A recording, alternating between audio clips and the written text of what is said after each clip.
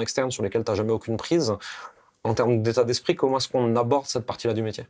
Déjà, ce qu'il faut être clair, c'est que quand tu es entrepreneur, quand tu es chef d'entreprise, enfin, tout le monde veut être chef d'entreprise pour ne pas avoir de plafond d'un point de vue salaire. C'est tiens, moi je veux gagner plus, je veux machin. Mais si tu veux pas avoir de plafond, tu peux pas exiger un plancher. Mm. C'est un peu l'avantage du salariat, c'est que tout le monde râle parce que tu as un plafond au-dessus de la tête, mais tu as aussi ton plancher. Donc déjà, il faut se mettre au clair avec toi-même, c'est que oui, je monte ma boîte, je peux gagner beaucoup plus, mais je peux aussi gagner beaucoup moins. Donc ça, c'est déjà un truc qu'il faut être clair avec toi-même quand tu te lances. Et après, il faut avoir ce truc de... j'en parlais à un moment donné avec mon premier comptable qui était, si tu es là pendant X années, à un moment donné, ça continue de marcher. Il faut juste persévérer, continuer. Et à un moment donné, les gens se disent, tiens, ça fait quand même quelques années qu'il est dans la place, que des personnes ils font confiance. Ils t'ont peut-être pas fait confiance dans les débuts, mais ils voient que ça marche, que ça continue, et ils vont à ce moment-là faire appel à toi. Donc c'est continuer, c'est persévérer, c'est se dire, ouais, il y aura des périodes plus hautes, des périodes plus basses. Quand ça marche mieux, il faut pas forcément tout cramer. Faut aussi penser à investir. Moi, je gère la boîte de manière très diesel, comme on disait au début, où je vais un peu moins vite.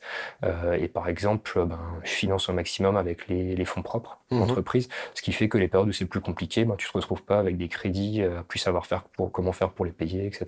Donc c'est vraiment construire quelque chose, en bon père de famille, j'ai envie de dire, dans la gestion. Et des fois, quitte à aller un peu plus doucement, mais avoir les reins plus solides. C'est intéressant comme philosophie. J'ai un peu la même, de dire je suis ok d'aller un peu moins vite que certains, mais en fait avec une trésorerie un peu plus stable, avec plus de fonds propres. Et finalement, c'est un peu cette gestion en bon père de famille qu'on appelle comme ça, de dire ok, je vais pas être en hyper-croissance, je serai pas la start-up de l'année, mais finalement, je serai là plus longtemps en fait, et je peux survivre aux vagues, je peux survivre aux aléas, je peux survivre si le marché il change, il évolue en fait. Non seulement je vais être en capacité d'être meilleur, mais surtout je suis moins en danger que les autres en fait.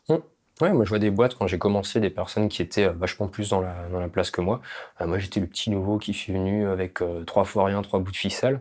Aujourd'hui, quelques années plus tard, quand tu regardes ce que j'ai aussi bien d'un point de vue référence que d'un point de vue matériel, j'ai vachement plus. Et ce qui peut faire la différence, c'est quoi? J'ai peut-être un peu moins flambé sur certains trucs à un moment donné. J'ai plus réinvesti dans la boîte et au jour d'aujourd'hui, je suis vachement plus serein sur certaines périodes pour attaquer certains types de projets.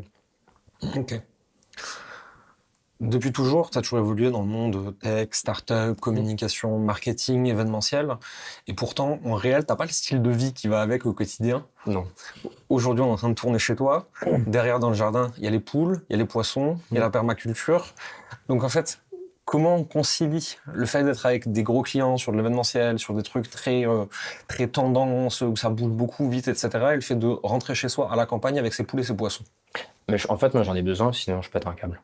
C'est quand tu es obligé d'être hyper social, parce que quand tu es sur ton espace, si tu fais pas qu'il y ait une certaine ambiance, qu'il y ait une certaine bonne humeur, ça n'attire pas les personnes. Donc tu es obligé d'être hyper social, dans une certaine dynamique.